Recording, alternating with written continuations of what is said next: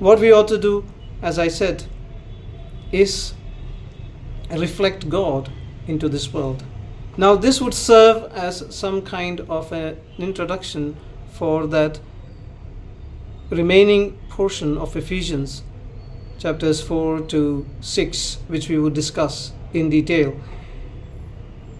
But you have to clear your heads of these false categories that are imposed by others, and understand that this is the category of the Bible, the covenant, and the covenant being renewed, and people exhibiting mutual faithfulness to God and loving God and loving others and creating a beautiful world here and being part of the beautiful world that God is going to renew when Jesus would come back again.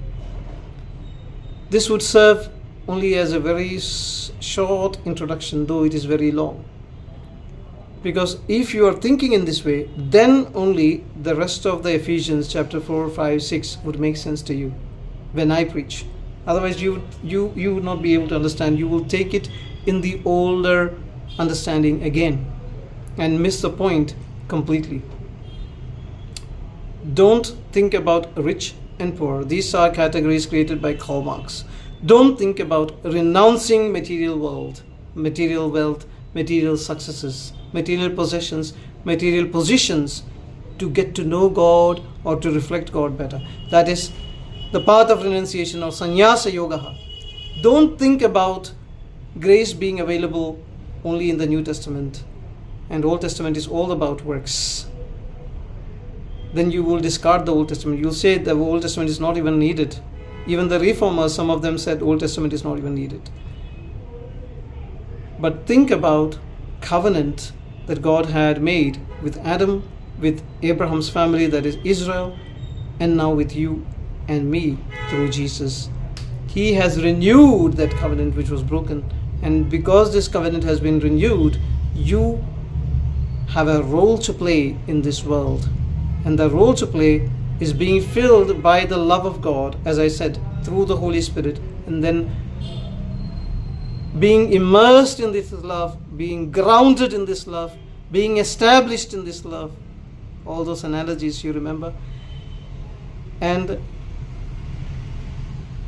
sharing this love, seeing the world in love, demonstrating this love through service, generosity, and holiness. That is what we are ought to do. And now we will get into that ought to part. As I said, you are God's heir, God's son, God's daughter. In the age to come, you would have physical bodies, immortal physical bodies, and you would be filled with love, to love forever. God is love, God is life. You have immeasurable love, immeasurable life in the age to come. You are God's family member. Therefore, you are in God's family.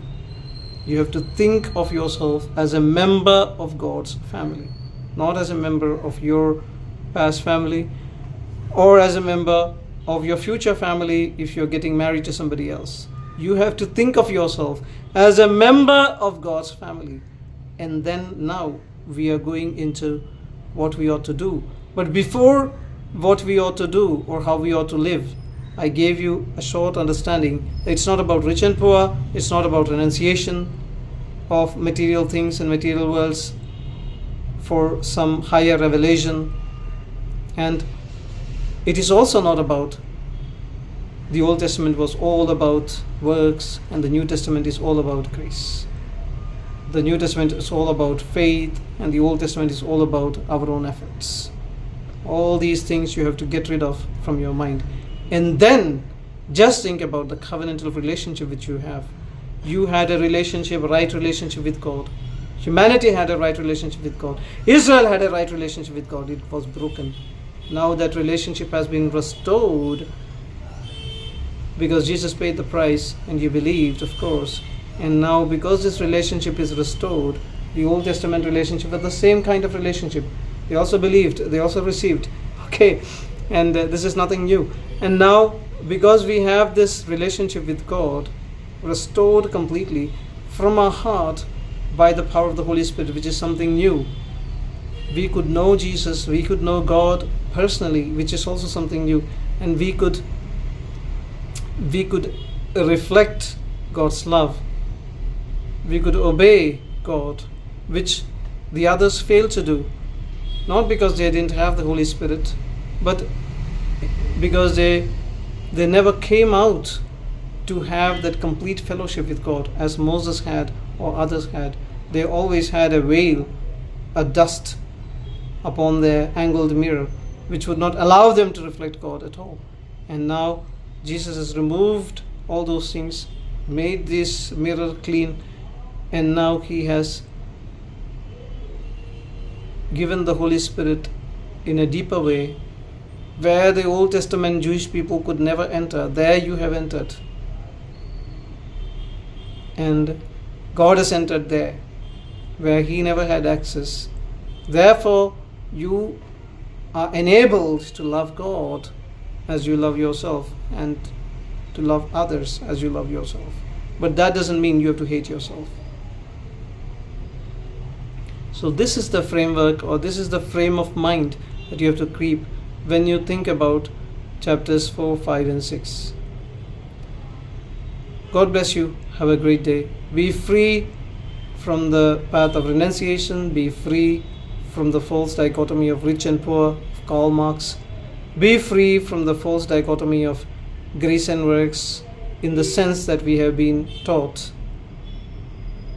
And understand that everything God has given to us by grace, including our very lives, and God has restored this relationship now by grace. That is the point. So grace is there in the New Testament, but by grace God has restored that fallen relationship, that failed relationship, by not because of you doing something particular to please God. So that is where you have to understand this, that God has restored that relationship by grace.